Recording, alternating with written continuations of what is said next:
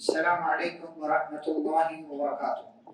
بسم اللہ الرحمن الرحیم، الحمد للہ رب العالمین وبہ نستعین، والصلاة والسلام علی رسولہ الامین نبینا محمد وعلی آلہ واصحابہ اجمعین ومن تبعهم بإحسان الی یوم الدین، اما بعد۔ اللہ کے فضل و کرم اور اس کی توفیق سے آج ہم نے پارہ نمبر 29 سماعت کیا، اور پارہ نمبر 29 کے حوالے سے ہی آج کی اس مجلس میں مختلف باتیں ہوں گی۔ پارہ نمبر 29 کے اندر کل 11 صورتیں ہیں، سورہ نمبر 67 سے لے کر کے سورہ نمبر 77، 11 صورتیں۔ سب سے پہلی سورہ ہے سورۃ الملک۔ اس سورہ کی بڑی فضیلت ہے۔ پیارے رسول صلی اللہ علیہ وسلم نے ایک حدیث کے اندر بیان کیا، المانعہ من عذاب القبر، یہ سورہ قبر کے عذاب سے بچانے والی۔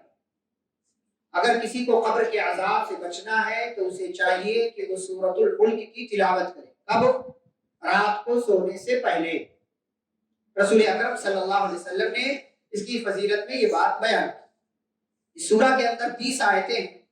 اللہ نے ابتدا میں اپنی بادشاہت کا تذکرہ کیا، تبارک الذی بیدہ الملک، بابرکت ہے وہ ذات جس کے ہاتھ میں بادشاہت۔ عربی زبان کتنی ریچ لینگویج ہے اور کتنی مالدار زبان ہے۔ آپ دیکھیے عربی میں ایک ملک ہے، ایک ملک ہے، ایک ملک ہے، ایک ملک ہے، ایک مالک ہے۔ یہ سب ایک ہی طرح لکھا جاتا ہے، میم لام کاف، میم لام کاف۔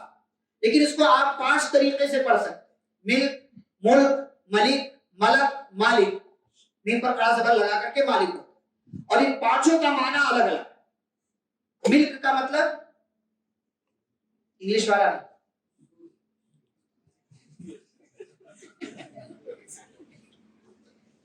انگلش والا نہیں، عربی والا۔ ملک مطلب ملکیت۔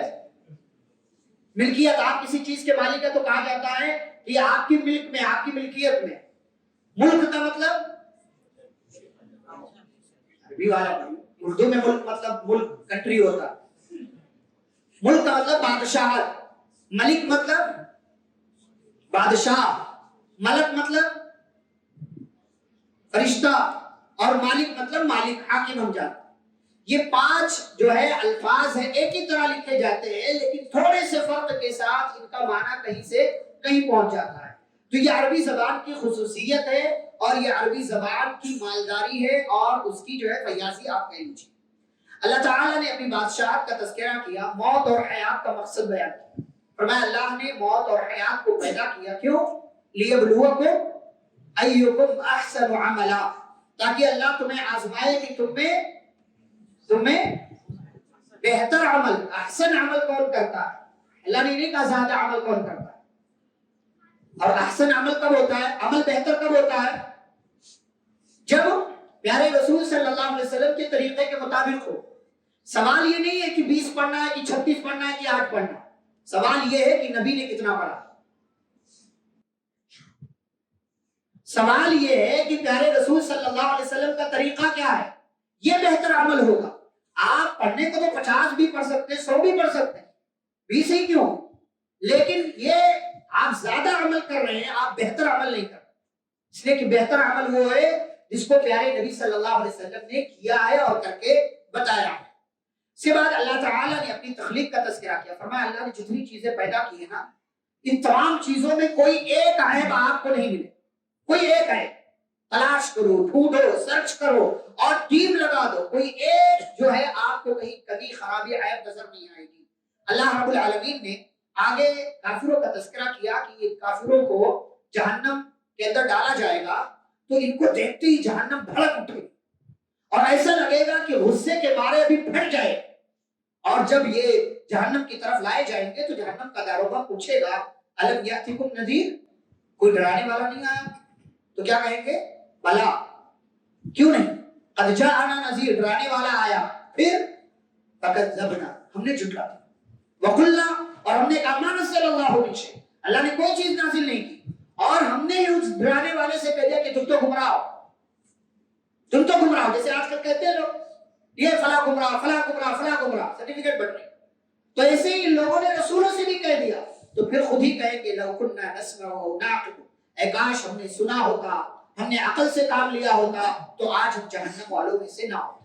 اللہ کیا کہتے ہیں فاعترفوا بذنبهم، یہ اپنے گناہ کا وہاں اقرار کریں گے لیکن وہاں اقرار کرنے کا کوئی فائدہ نہیں۔ فسحقا لاصحاب السعیر، اللہ کہتے ہیں جہنم والوں کے لیے دوری ہو۔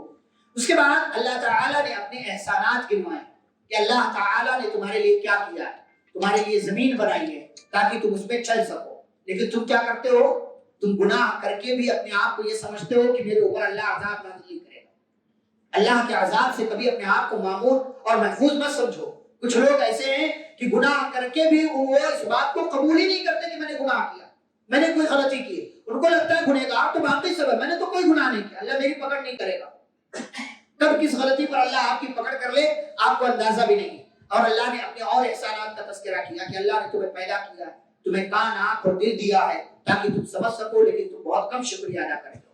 دو چیزیں اللہ نے یہاں ایک اور بیان کی۔ ایک چیز یہ کہ اللہ نے کہا کہ اے نبی صلی اللہ علیہ وسلم آپ ان سے سوال کیجئے کہ تم کیا کہتے ہو، اگر اللہ مجھے ہلاک کرنا چاہے تو کون ہے جو مجھے اللہ کی پکڑ سے بچائے گا؟ کوئی نہیں بچا سکتا۔ دوسرا سوال اللہ نے کیا کہ آپ ان سے یہ پوچھئے کہ یہ پانی جو تم پیتے ہو اگر اللہ اس کو زمین کی تہ تک لے کر کے چلا جائے فَمَنْ يَأْتِيكُمْ بِمَاءٍ مَعِينٍ، تو تمہیں میٹھا، بہتر اور اچھا پانی کون لا کر کے دے گا؟ کوئی نہیں لا کر کے دے سکتا۔ اب دیکھیں 600 فٹ، 1000 فٹ، 1200 فٹ زمین کھود رہے، پانی نہیں، محنتیں ہو رہی ہیں، پانی نظر نہیں آ رہا۔ یہ اللہ رب العالمین، کہیں 50 فٹ پر پانی ہے، کہیں 100 فٹ پر پانی ہے، کہیں 1000 فٹ پر پانی نہیں، یہ اللہ تعالیٰ کا۔ اور ایک زمزم کا پانی ہے، کئی 4000 5000 سال ہو چکے ہیں اور پانی آ رہا ہے، آ رہا ہے، آ رہا ہے، کوئی کمی نہیں، کسی طرح کی کوئی اس میں مشکل نہیں ہے، دنیا پی رہی ہے۔ اور اس وقت 25 لاکھ کا مجمع ہے حرم کے اندر، 25 لاکھ کا مجمع حرم کے اندر، حرم مکی میں خانہ کعبہ، 25 لاکھ لوگ۔ اب آپ سوچیں ایک ایک گلاس ہی اگر وہ پیے ایک دن میں تو کتنا ہو جاتا؟ آ رہا ہے، کہاں سے آ رہا ہے، کون لا رہا ہے؟ دنیا والے دیکھتے رہ جائیں، کہیں سے ان کو کوئی کلو نہیں ملے گا کہ کہاں سے کیا آ رہا ہے۔ یہ اللہ کا کمال ہے۔ تو پانی کا بیجا اسراف نہیں ہونا چاہیے، پانی کی فضول خرچی۔ ہمارے لوگ کھڑے ہو جاتے شاور کے نیچے، نہ ہو پانی گرتا ہے، گرتا ہے، گرتا ہے، گرتا ہے، گرتا ہے، کیا ہے فضول خرچی؟ پوچھا جائے ثم لتسألن يومئذ عن النعيم، ہر نعمت کے بارے میں اللہ رب العالمین سوال کرے گا۔ اس کے بعد سورۃ القلم کا آغاز ہوتا ہے۔ قلم کی اہمیت ہے کہ اللہ نے قلم کی قسم کھائی، اور سب سے پہلے اللہ نے کون سی چیز پیدا کی؟ قلم۔ اول ما خلق اللہ القلم، اللہ نے سب سے پہلے قلم پیدا کیا، پھر قلم سے کہا اکتب، لکھو۔ قلم نے کہا کیا لکھو؟ تو اللہ نے کہا اکتب ما هو کائن الی یوم القیامہ، لکھ دو جو کچھ قیامت تک ہونے والا ہے۔ قلم نے سب کچھ لکھ دیا، سب کچھ لکھ دیا، اور جب سب لکھ دیا تو کہا کہ رفعت الاقلام وجفت الصحف، اب قلم کو اٹھا لیا گیا ہے اور صحیفے خشک ہو گئے ہیں، اب مزید کوئی چیز لکھی نہیں جائے، جو کچھ دنیا میں ہوگا سب لکھا جا چکا، سب کچھ لکھا جا چکا۔ اسی میں سے ایک چیز یہ بھی ہے کہ آپ کے ساتھ کچھ اور ہونے والا تھا لیکن آپ نے دعا مانگ لیا تو آپ کے ساتھ کچھ اور ہو گیا۔ لا يرد القضاء الا الدعاء، لا يرد القضاء الا الدعاء، کہ اللہ کا جو فیصلہ ہے اس میں تبدیلی صرف دعا کے ذریعے ہوتی ہے۔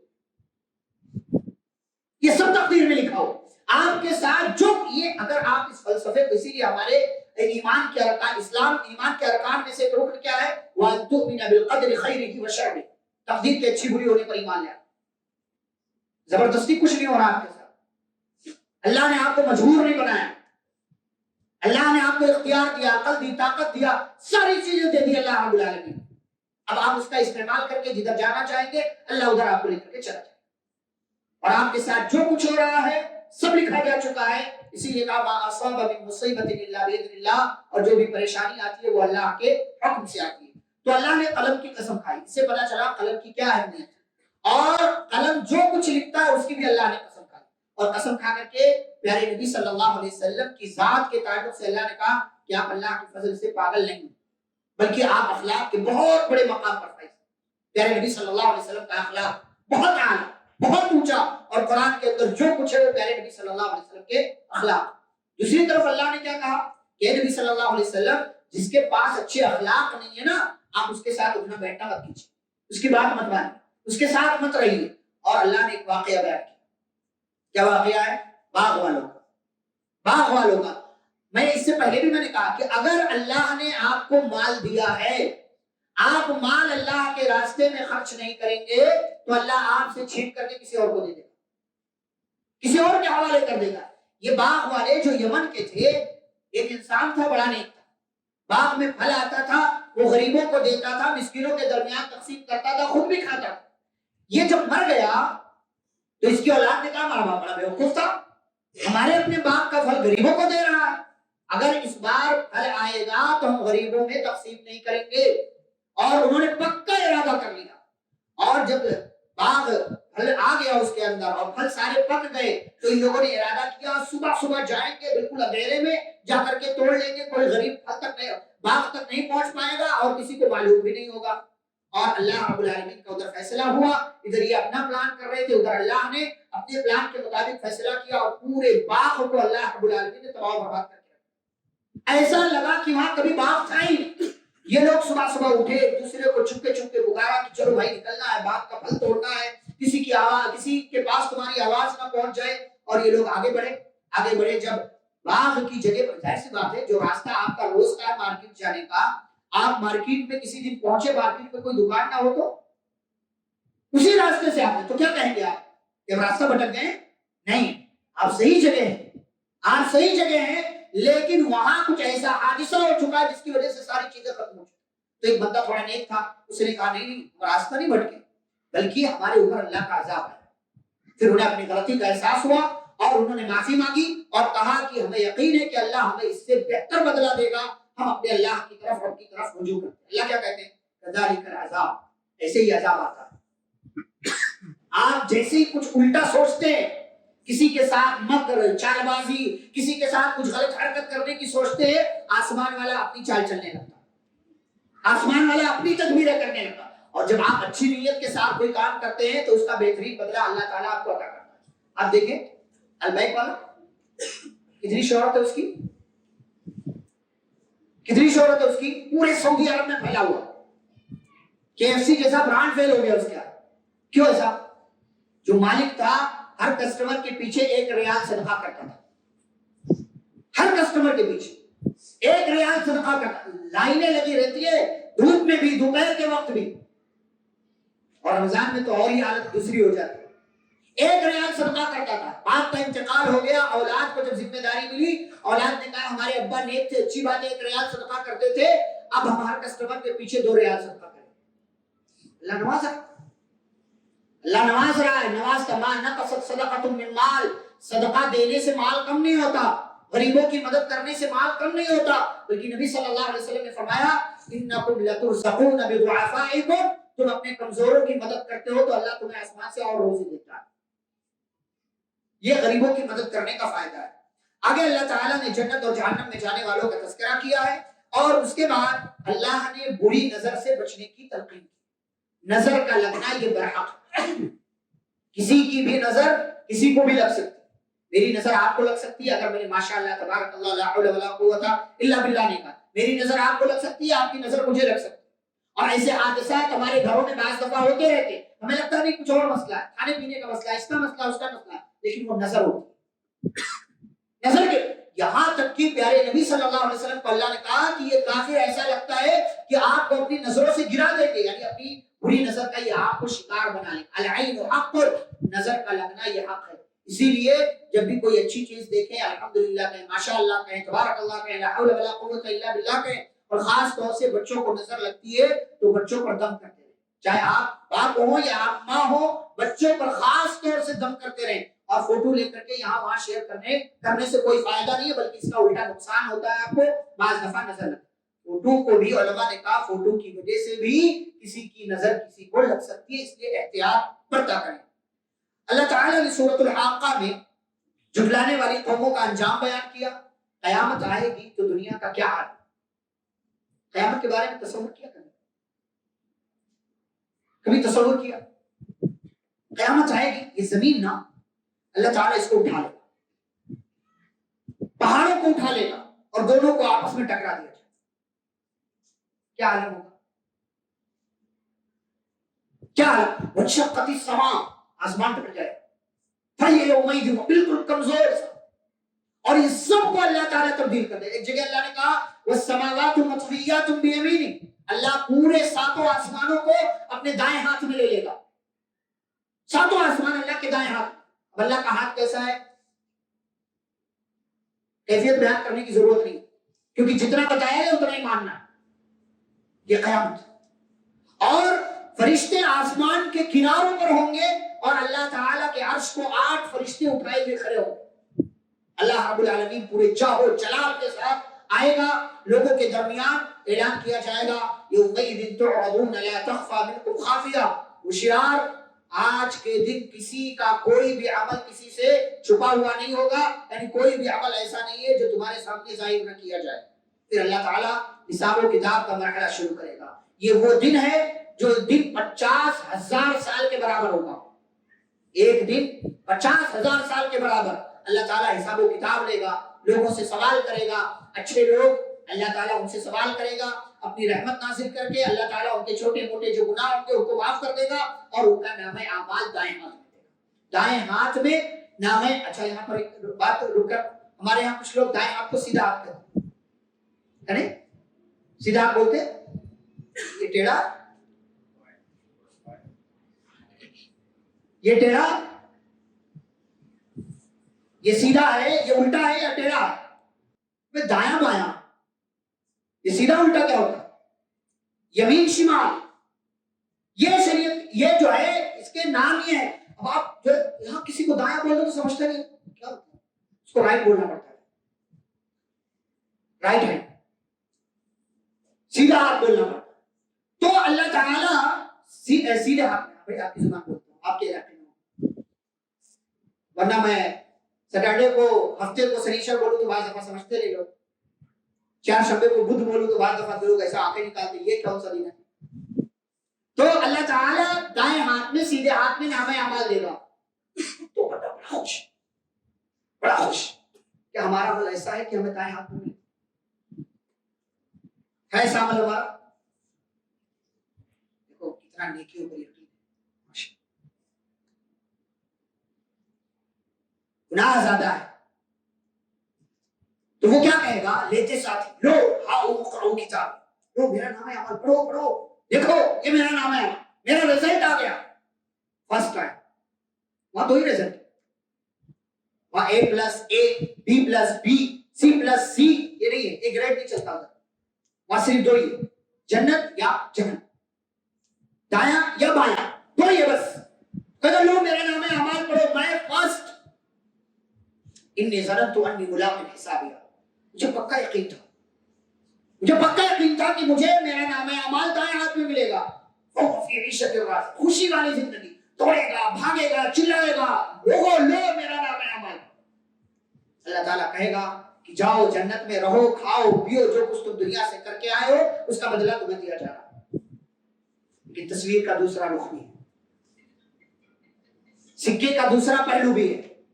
کچھ لوگ ایسے ہوں گے جن کے نام اعمال بائیں ہاتھ میں دیے جائیں، اور سورۃ الانشقاق میں اللہ نے کہا پیٹھ کے پیچھے سے دیا جائے گا.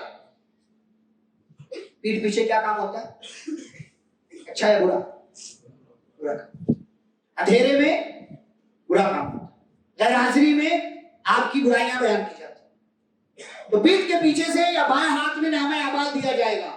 فوراً انسان کہے گا یا لیتنی لموت کتابی، کاش مجھے میرا نام اعمال نہ دیا جاتا، ولم ادری ما حسابیہ، میرا رزلٹ کیا تھا مجھے معلوم ہی نہیں پڑتا. پھر کیا کہیں گا، یا لیتا، اے کاش موت آ جائے، اے کاش موت آ جائے. ما اغنی عنی مالیہ، میرے مال نے مجھے تو کوئی فائدہ ہی نہیں پہنچایا. ہلک عنی سلطانیہ، میرے عہدے، میری پوسٹ، میری سلطنت، میری بادشاہت، میری جاگیرداری، ان سب چیزوں نے مجھے ہلاک کر دیا. اللہ کہے گا خذوہ، پکڑو اس کو، پغلو، اور اس کو چکڑ کر کے لے جاؤ جہنم کے اندر، اور جہنم کی ایک ڈبکی دلا کر کے ہمارے پاس لاؤ. لایا جائے گا، پھر اللہ کہے گا اس کو 70 گز کی زنجیر میں جکڑو، اسلکو، اور لے جا کر کے جہنم کے اندر ڈالو. کیوں؟ قصور کیا ہے؟ انہ کان لا یؤمن باللہ العظیم، یہ اللہ پر ایمان نہیں رکھتا، اس کے پاس ایمان نہیں. نمبر 2، ولا يحض على طعام المسكين، مسکینوں کو کھانا نہیں کھلاتا تھا. مسکینوں کو کھانا کھلایا کرے، غریبوں کو کھانا پہنچایا کرے. وہ نہیں جو کھانے کے بعد بچ جاتا ہے، بلکہ کبھی غریبوں کے نام پر پکا کر کے پہنچایا کرے. ہمارے یہاں بچا ہوا غریب کا حصہ، یعنی بچا ہوا غریب کا حصہ، یا تو پوچھتے ہی نہیں. شادیوں میں کون پوچھتا غریب کو؟ سارے مالدار، سارے وہ لوگ جن سے فائدہ ہے، جن سے پہچان ہے، پڑوس میں غریب ہو بھول جاتے ہیں. ارے اس کو کون دعوت دے گا، پھٹے پرانے کپڑے میں آئے گا، ہماری بے عزتی ہوگی. بولا یحض والا تھا، یہ اتنا بڑا مجرم ہے، یہ مسکینوں کو کھانا نہیں کھلاتا تھا. عید آنے والی ہے، صبح کا انتظار نہ کرے. اپنے بچے کے لیے 4000 3000 کا کپڑا لیا ہے نا، کسی غریب کے بچے کو ایک جوڑی 1000 والا ہی دلا دے. کسی کے غریب کے گھر راشن پہنچا دے. ضروری نہیں ہے کہ ہر کام جمعیت کرے، جماعت کرے. اس طریقے کا آپ کو بھی کرنا چاہیے. جماعت کی مدد کرے، جمعیت کی مدد کرے، جماعت کو مضبوط کرے، جمعیت کو مضبوط کرے، لیکن خود اپنے پاس ایسی نیکیاں رکھے جن نیکیوں کا گواہ اللہ کے سوا کوئی اور نہ ہو. نیکیاں ہونی چاہیے ہمارے پاس. تو اللہ کہے گا یہ اتنا بڑا مجرم ہے کہ مسکینوں کو کھانا نہیں، ہم نے دیا تھا مال، یہ مسکینوں کو کھانا نہیں کھلاتا. پھر اللہ کیا کہتا ہے، فلیس لہ اليوم ہاہنا، کوئی چگری دے اس کسی کے کام نہیں آنے والا. ولا طعام الا من غسلین، کھانا کیا ملے گا اس مجرم کو؟ غسلین. اس کو بولتے ہیں تھوڑی سے نکلنے والے مواد کو، جس کو دیکھنا بھی ہم گوارا نہیں کرتے، جو دکھنے میں بھی اچھا نہیں ہے، وہ کھانے کے طور پر سرو کیا جائے گا جہنمی ہو. اللہ نے کیا کہا، لا یأکلہ الا الخاطئون، جسے صرف گنہگار، مجرم اور خطاکار لوگ کھاتے ہیں، اسے اچھے لوگ نہیں کھاتے. اچھے لوگ تو اس کی طرف دیکھتے بھی نہیں. اس کے بعد اللہ تعالیٰ نے سورۃ المعارج کے اندر ذکر کیا پھر مجرم کا. اچھا ایک چیز کیا ہے پتہ ہے، جیسے جیسے قرآن مکمل ہو رہا ہے ویسے ویسے قیامت کا تذکرہ زیادہ ہو رہا ہے. کیوں؟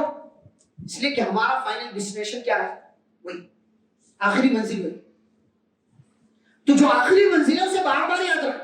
آپ 2 قدم چلے آخرت، آپ 1 دن گزارے قیامت، جنت، جہاں ہمیشہ منزل پر نگاہ ہونی چاہیے. اس لیے کہ منزل پر نگاہ نہ ہو تو بعض دفعہ راستہ بھٹک جاتا ہے.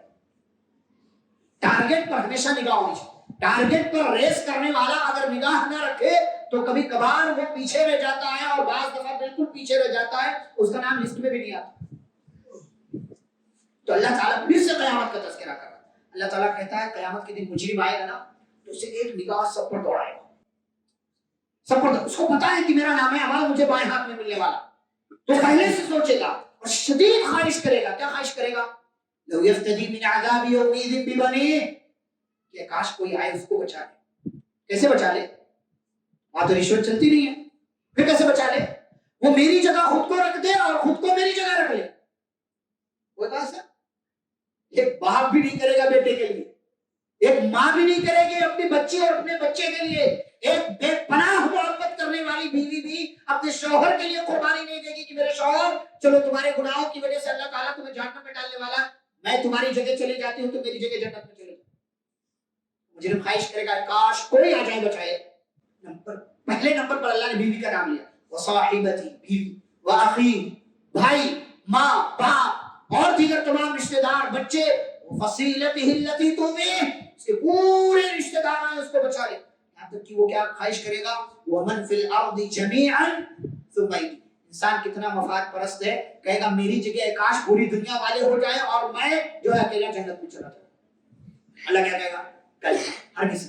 انہا لظیٰ، یہ جہنم کا شعلہ ہے، نزاعۃ للشوا، جو چمڑیوں کو ادھیڑ دینے والا ہے، اور جس کے اندر ان مجرموں کو داخل کیا جائے گا. بچے گا کون؟ جو نماز پڑھتا ہے.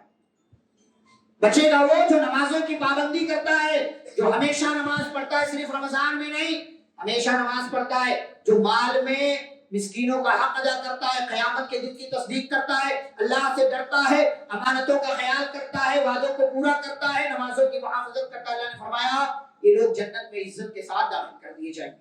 اس کے بعد سورہ نوح ہے، نوح علیہ السلام کا تذکرہ اس سے پہلے ہم پارہ نمبر 12 میں کر چکے ہیں. یہاں اختصار کے ساتھ میں آپ کے ساتھ نوح علیہ السلام کو اللہ نے ان کی قوم میں بھیجا. یہ اپنی قوم میں گئے، قوم کے لوگوں کو اللہ کی طرف بلایا اور کہا کہ میں اللہ کا رسول ہوں، ڈرانے والا ہوں، اللہ کی عبادت کرو، اس کا تقوی اختیار کرو. اللہ تعالیٰ تمہیں معاف کر دے گا اور تمہیں اللہ ایک وقت تک کے لیے مہلت دے دے گا. پھر اللہ سے جب دعوت کے آثار بظاہر بہت زیادہ نہیں دکھے تو اللہ رب العالمین سے نوح علیہ السلام نے شکوہ کیا کہ میرے رب میں نے اپنی قوم کو رات میں بھی دعوت دیا دن میں بھی دعوت دی لیکن یہ لوگ مجھ سے ہمیشہ بھاگتے ہی رہے یہاں تک کہ میں نے جب ان کو تیرے راستے کی طرف بلایا تاکہ تو ان کو معاف کر دے تو انہوں نے اپنی انگلیاں اپنے کانوں میں ڈال تاکہ میری باتیں یہ نہ سنیں اپنے کپڑے اپنے اوپر ڈال لیے چھپا لیا اپنے آپ کو اور اڑے رہے ضد کرتے رہے تکبر کیا. اللہ میں نے ان کو چھپ چھپا کر بھی سمجھایا اعلانیہ طور سے بھی سمجھایا اور میں نے ان کو کیا کہا استغفروا ربکم اپنے رب سے استغفار کرو اپنے رب سے معافی مانگو. کیا فائدہ ہوگا؟ نمبر 1 اللہ گناہوں کو معاف کرے گا. استغفار کرنے کا فائدہ اللہ گناہوں کو معاف کرے گا آسمان سے بارش نازل کرے گا اللہ مال دے گا اللہ اولاد دے گا اللہ جنتیں دے گا اللہ نہریں تمہارے لیے جاری کرے گا اور اللہ تعالیٰ تمہیں پاور میں کر دے گا تمہاری طاقت و قوت میں اللہ رب العالمین اضافہ کر دے گا. پھر کہنے لگے اللہ میں نے انہیں یہ سب سمجھایا تیری طرف بلایا لیکن یہ لوگ نہیں مانے بلکہ الٹا نافرمانی کی. یہاں تک کہ کہا کہ اے میری قوم کے لوگوں ان لوگوں نے آپس میں کہا کہ تم ود کو سواع کو یغوث کو یعوق کو نصر کو جو معبود تھے جن کی عبادت یہ لوگ کرتے تھے کہنے لگے ان کو نہ چھوڑنا پکڑ کے رہو. اللہ ان لوگوں نے بہت سے لوگوں کو گمراہ کیا پھر اللہ سے بددعا کیا نوح علیہ السلام. آپ سوچیں جو نبی قوم کی اصلاح کے لیے بھیجا جاتا ہے اس نبی کے ساتھ کیسی کیسی غلط حرکتیں ان لوگوں نے کی کہ نبی نے بددعا کر دیا اور کہا رب لا تذر علی الارض من الکافرین دیارا اے اللہ زمین پر کسی کافر کو چلتا پھرتا مت چھوڑ. کیوں؟ اس لیے کہ اگر تو نے انہیں باقی رکھا تو یہ تیرے بندوں کو گمراہ کریں گے اور ان کی نسل بھی کافر پیدا ہوگی یہ کافر بچے ہی پیدا کریں گے. پھر اللہ سے دعا کیا اے میرے رب تو مجھے معاف کر دے میرے ماں باپ کو معاف کر دے اور تمام مومن مردوں اور عورتوں کو معاف کر دے اور اے اللہ تو تمام تر ظالموں کو ہلاک و برباد کر دے. اس کے بعد سورۃ الجن کا آغاز ہوتا ہے. ایک مرتبہ جنوں کی نبی صلی اللہ علیہ وسلم سے ملاقات ہوئی انہوں نے قرآن سنا قرآن سن کر کے وہ ایمان لے آئے اور پھر ایمان لانے کے بعد اپنی قوم میں گئے اور قوم والوں کو بھی ایمان لانے کی نصیحت کی کہ ہماری قوم کے لوگوں ہم نے قرآن سنا ہے جو قرآن سیدھے راستے کی طرف رہنمائی کرتا ہے اور ہمارا عقیدہ بہت گڑبڑ تھا. ہم اللہ کے لیے بیٹی مانگتے تھے ہم اللہ کے لیے بیوی مانگتے تھے اللہ کی کوئی بیوی نہیں. ہم اللہ کے لیے اولاد مانگتے تھے اللہ کی کوئی اولاد نہیں اور ہم کئی ایک معبودوں کی عبادت کرتے تھے لیکن اللہ کے سوا کوئی معبود نہیں ہے. اور بہت سارے غلط عقائد کا تذکرہ کیا اور کہا ہم میں سے بھی کچھ لوگ مسلمان ہیں کچھ لوگ نافرمان ہیں کچھ لوگ نیک ہیں کچھ لوگ برے ہیں. اور یہ یاد رہے یہ پیارے نبی صلی اللہ علیہ وسلم صرف انسانوں کے رسول نہیں بلکہ جنوں کے لیے بھی رسول بنا کر کے بھیجا گیا. بعثت الی الثقلین نبی صلی اللہ علیہ وسلم نے فرمایا میں دونوں کی طرف بھیجا گیا ہوں اور جنوں میں سے بھی بہت سے لوگ ایسے ہیں جو مومن ہیں اللہ پر رسول پر اور قرآن پر ایمان رکھتے ہیں اور ایمان والی زندگی وہ گزارتے ہیں. اس کے بعد اللہ تعالیٰ نے مسجد کے آداب ذکر کی کہ مسجد اللہ کے لیے ہے لہذا اللہ کے ساتھ کسی اور کو مت پکارو. آج دیکھیں کتنی مسجدیں ایسی ہیں جہاں اللہ کے ساتھ کسی اور کو بھی پکارا جاتا ہے کسی اور کو بھی پکارا جاتا ہے. فلاں کو نام لے لے کر کے فلاں صاحب ہماری مدد کرو فلاں مدد کرو فلاں مدد کرو نام لے لے کر کے پکارا جاتا ہے. بلکہ اب تو دو چار قدم لوگ اور آگے بڑھ گئے. مسجد کے اندر صرف دین کا کام اللہ کے ذکر کا نماز کا قرآن کی تلاوت کا ایسی مجلسوں کا ایسی محفلوں کا یہاں تک کہ مسجد میں اونچی آواز میں بات بھی نہیں کرنا چاہیے. عمر رضی اللہ عنہ کا زمانہ تھا آپ مسجد نبی میں بیٹھے ہوئے تھے خلیفہ تھے. حضرت عمر رضی اللہ عنہ نے دیکھا دو آدمی مسجد میں بیٹھ کر کے بات کر رہے ہیں اونچی اونچی آواز. ایک صحابی کو کنکری پھینک کر بلایا بھی نہیں کنکری پھینک کر عمر رضی اللہ عنہ نے بلایا وہ آئے تو کہا جاؤ ان دونوں کو میرے پاس لے آؤ. گئے وہ ان دونوں کو بلایا اور عمر رضی اللہ عنہ کے پاس یہ دونوں آ کر کے بیٹھے. تو عمر رضی اللہ عنہ نے پوچھا من انتما بھئی تم دونوں کون ہو مدینے کے تو نہیں لگتے یہاں کے رہنے والے نہیں ہو من این انتما تم دونوں کہاں سے آئے ہو. تو انہوں نے کہا کہ ہم طائف سے ہیں. اور مدینے سے طائف تقریباً 550 کلومیٹر کام طائف سے آئے ہوئے ہیں. عمر رضی اللہ عنہ نے کیا کہا جانتے ہیں لو کنتما من اہل البلد لاوجعتکما اگر تم یہاں مدینے کے ہوتے نا بہت مارتا تم لوگوں کو. ترفعان اصواتکما فی مسجد رسول اللہ صلی اللہ علیہ وسلم, مسجد نبی میں بیٹھے ہو اور اونچی اونچی آواز میں باتیں کر رہے ہو, تمہیں سمجھ میں نہیں آتا. اگر تم یہاں کے ہوتے بہت مارتا تم کو, لیکن تم مہمان ہو اس لیے تمہاری عزت کرتے ہوئے تمہیں چھوڑ رہا. آج دیکھیں لوگ مسجدوں میں جھگڑا بھی کر لیتے ہیں, مسجدوں میں اختلافات, نزاع اور اس قسم کی اور دیگر چیزیں ہو جاتی, اور مسجدوں میں لوگ کچرا ڈالتے ہیں.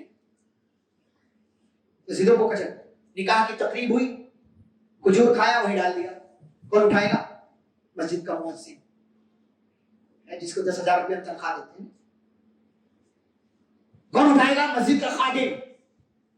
کچرا آپ کریں, خادم اٹھائے. جوس آپ پیئیں, گلاس وہی چھوڑ کر کے چلے جائیں, وہ خادم اٹھائے گا, وہ مؤذن اٹھائے گا. یہ ہے ہماری مسجدوں سے بات. کوئی مسجد گرا کے ہم متاولے ہو جاتے ہیں, جوش میں آتا, اچھی بات. مسجد سے محبت ہونی چاہیے. یہ کون سی محبت ہے کہ آپ اسی مسجد کو میں کچرا کر رہے ہیں؟ اب تو لوگ اور جو ہے ایڈوانس ہو گئے, نیا ورژن آ گیا. اب تو لوگ مسجدوں میں بھی ریلز دیکھنے لگتا ہے. یہاں بھی بیٹھ کر کے اس طرح کی حرکتیں ہو رہی ہیں. اس سے پہلے بھی میں نے شاید موبائل کے تعلق سے ذکر کیا, پارہ نمبر 24.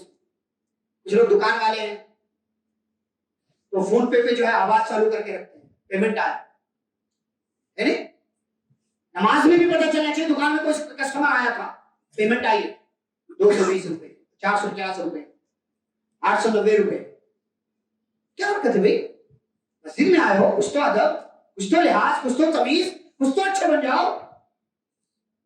مسجد اللہ کا گھر ہے. اپنے گھر میں شور شرابہ ہم پسند نہیں کرتے, اپنے گھر میں کوئی غیر اخلاقی حرکت ہم پسند نہیں کرتے, اور اللہ کے گھر میں اس طرح کی حرکتیں کرتے ہیں. کچرا کرنا, اچھا صفائی وہ کرے گا بھائی. آپ اگر دیکھ لیں کہ مسجد میں کوئی چیز گری ہوئی ہے اس کو اٹھا کر کے باہر رکھ دے, یہ آپ کی بھی ذمہ داری ہے. وہ 10,000 پانے والے خادم اور مؤذن کی ذمہ داری نہیں ہے. آپ صلی اللہ علیہ وسلم نے ایک مرتبہ مسجد نبوی کی قبلے والی دیوار میں رعا نخاما و بساقا و بزاقا, اس کے الفاظ ہیں کہ آپ نے دیکھا کہ مسجد کی قبلے والی دیوار میں کوئی گندگی لگی ہوئی ہے. اور گندگی کون سی ہے؟ یا تو بلغم ہے, یا تو ناک کی گندگی ہے, یا تو تھوک کسی نے لگا دیا ہے. سمجھ میں نہیں آ رہا تھا, سوکھ گیا تھا کہ کیا ہے. نبی نے کس کو بلایا؟ بلال کو.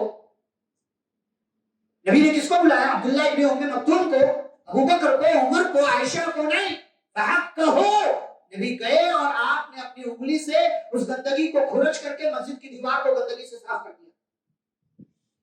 نبی سے محبت ہے, نبی کے عمل سے محبت ہے صلی اللہ علیہ وسلم.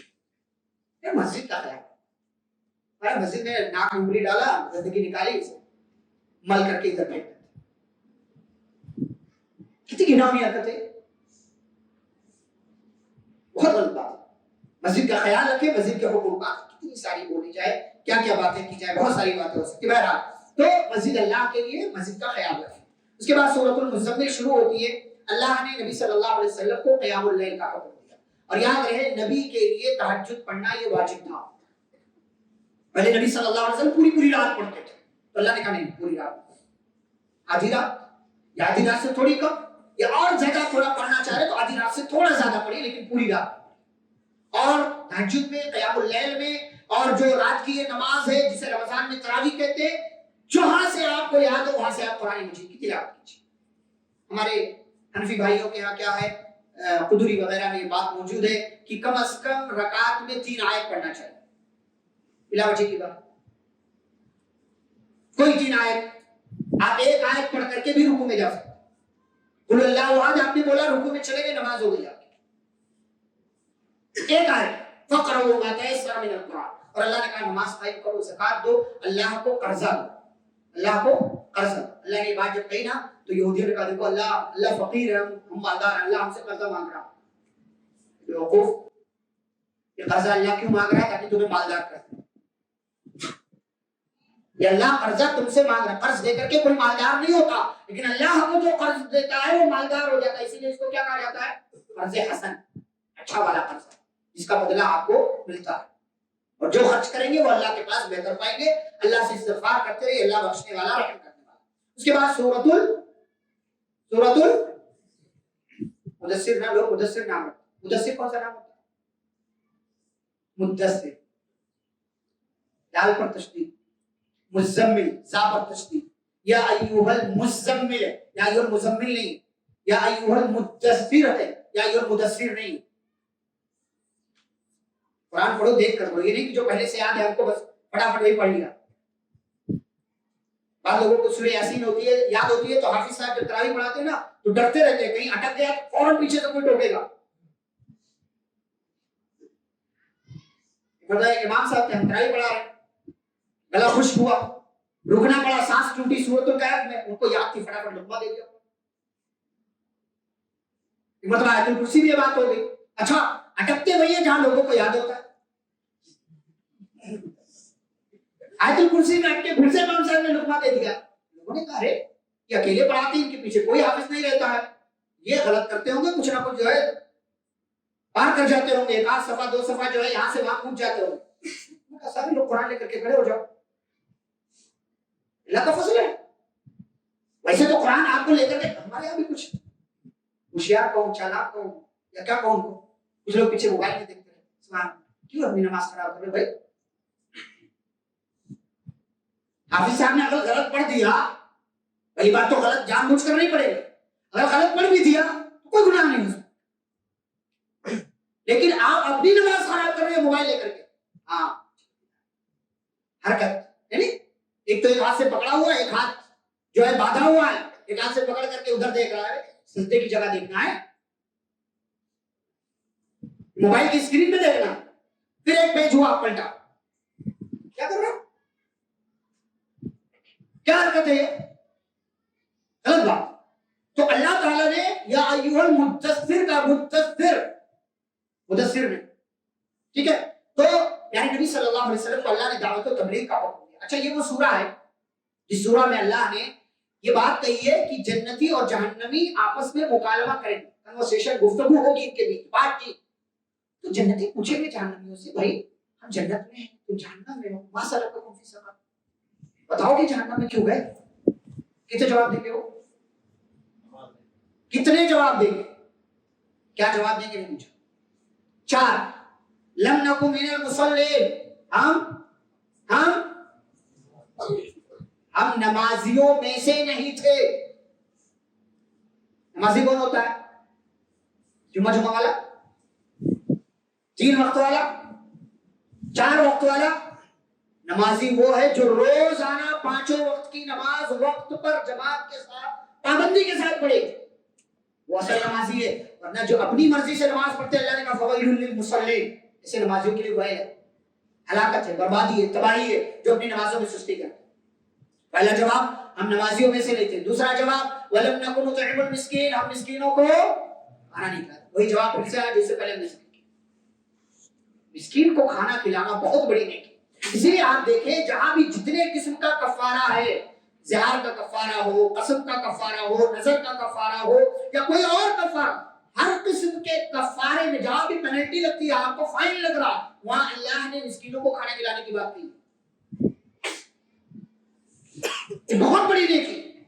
ورنہ اللہ تعالیٰ پوچھے گا کنت جاعیا فلم تطعمنی، بندے بتا میں بھوکا تھا تمہیں کھلایا تمہیں، بندہ کہے وانت رب العالمین، اللہ تو پوری کائنات کا رب ہے، تو پوری کائنات کو کھلانے والا، تو بھوکا کیسے ہو سکتا ہے؟ تو اللہ کہے گا ہاں علمت ان عبدی فلان، کیا تجھے نہیں پتا میرا فلاں بندہ بھوکا تھا، تو نے اس کو کھانا نہیں پہنچایا، اگر کھانا پہنچاتا تو مجھے اس کے پاس تھا.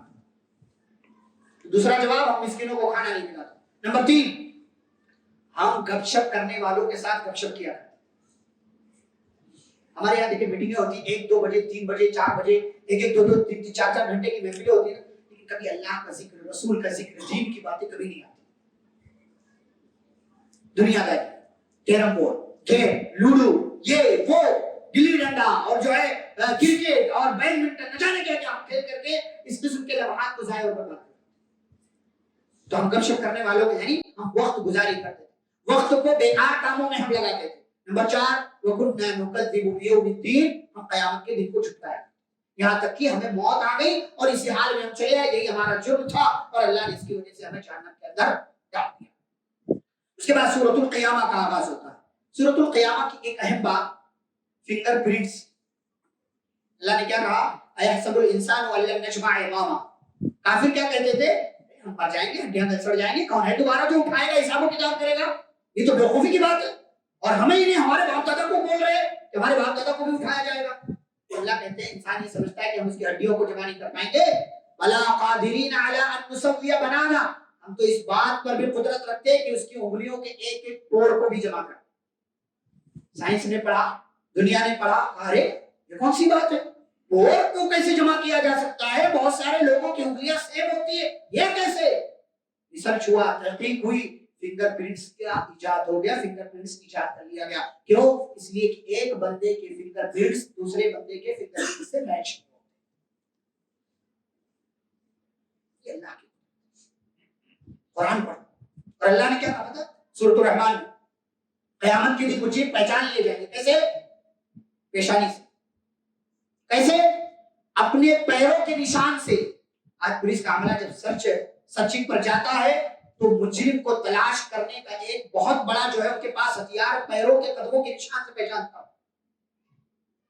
اللہ نے اس قرآن ایک سمندر ہے, پڑھیے تو صحیح, سمندر ہے علم کی دنیا, اور تمام دنیا کے علوم اس قرآن مجید کے اندر موجود.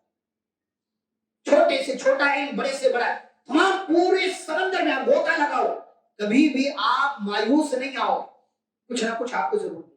پڑھو تو صحیح, قرآن کی تلاوت کرو. اور اس کے بعد اللہ تعالیٰ نے قیامت کا تذکرہ کیا ہے. قیامت کا تذکرہ کل بہت تفصیل سے آئے گا انشاءاللہ 30ویں پارے میں, وہاں ذکر کریں گے. اللہ تعالیٰ نے اس کے بعد سورۃ الدہر, جس کا دوسرا نام سورۃ الانسان, وہ ذکر کیا. اور اللہ نے کہا ایک زمانہ تھا جب انسان کچھ نہیں تھا, اللہ نے سب پیدا کیا تھا, آسمان, زمین, سورج, چاند, ستارے, ساری چیزیں اللہ نے پیدا کی, لیکن انسان نہیں تھا. پھر اللہ کہتے ہیں ہم نے انسان کو پیدا کیا, اور انسان کو ہم نے دونوں راستے دکھائے, ضلالت کا بھی, ہدایت کا بھی, دونوں راستے. اب اس کے اوپر ہے کہ یہ کہاں جاتا ہے. اچھا, پھر اللہ نے نیک لوگوں کا ذکر کیا نا, تو یہاں ایک اہم بات جس کو میں آپ کے سامنے ذکر کروں. اللہ نے کیا کہا کہ یہ جو مومن لوگ ہیں, نیک لوگ ہیں, یہ غریبوں کو کھانا کھلاتے ہیں اور کہتے ہیں کہ ہم تمہیں اس لیے کھلا رہے ہیں تاکہ اللہ ہمارا ہم سے خوش ہو جائے. ہم تم سے بدلہ نہیں چاہتے ہیں, ہم تم سے شکریہ نہیں چاہتے. ہمارے یہاں کچھ لوگ غریبوں کی مدد کرتے ہیں تو کیا کہتے ہیں؟ دعا کرنا.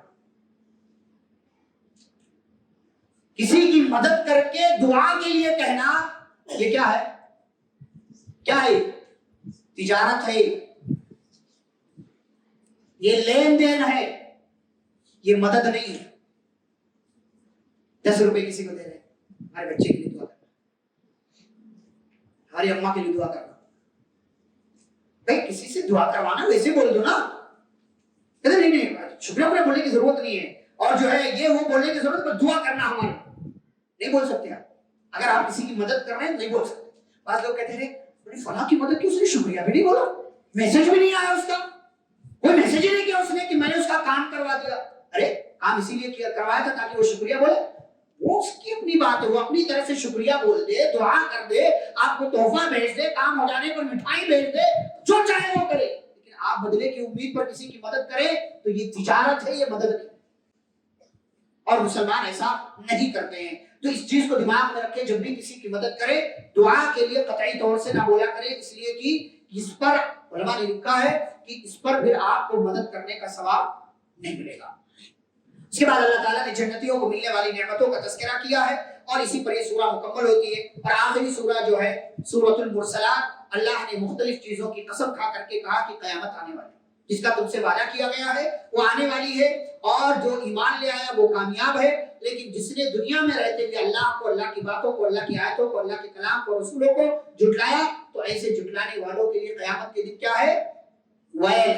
ویل جہنم کی ایک وادی کا نام ہے جہاں ان جھٹلانے والوں کو اللہ رب العالمین رکھے گا. اور بھی بہت سے بہت ٹائپ کے مجرمین ہیں جو وانٹیڈ ہے, اللہ تعالیٰ ان سب کو وہاں جمع کر دے گا. اور حقیقت میں اللہ تعالیٰ نے کہا کہ فَبِأَيِّ حَدِيثٍ بَعْدَهُ يُؤْمِنُونَ, اگر تم قرآن پر, یہاں حدیث سے مراد قرآن, حدیث سے مراد یہاں قرآن ہے, تو قرآن اور حدیث دونوں لازم و ملزوم ہے.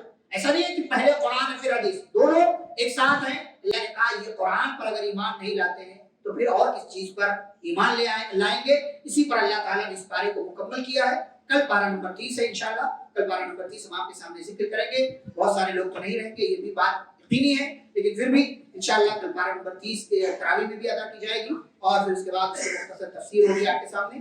اللہ رب العزت سے دعا ہے اللہ آپ سبھی کو سنی کی باتوں پر عمل کرنے کی توفیق عطا فرمائے, قرآن حدیث کی روشنی میں زندگی گزارنے کی توفیق دے. جو بھی نیکیاں ہم نے کی ہیں اللہ ہماری نیکیوں کو قبول فرمائے, جب تک اللہ دنیا میں زندہ رکھے اسلام اور ایمان پر زندہ رکھے. خاتمہ تو خاتمہ بالخیر ہو. صلی اللہ تعالی علی نبینا محمد وعلى آله وصحبه اجمعین.